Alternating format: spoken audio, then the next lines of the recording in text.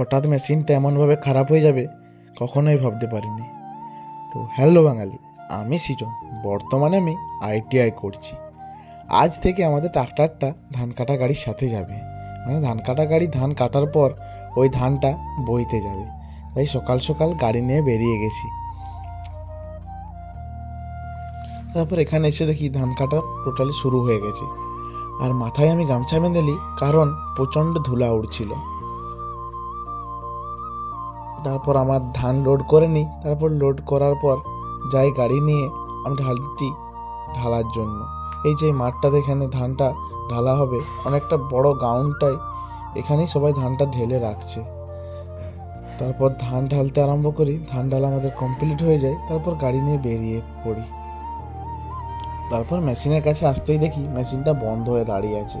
তারপর জিজ্ঞাসা করতে বুঝতে পারি মেশিনের নাকি ক্লাচ প্লেট পুড়ে গেছে।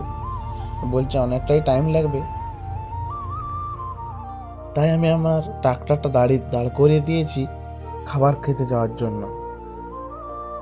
তারপর কাকু ফোন করে, বলে মেশিন ঠিক হয়ে গেছে, তুই চলে আয়। তাই চান টান করে খাবার দাবার খেয়ে আবার মেশিনের কাছে চলে যাই।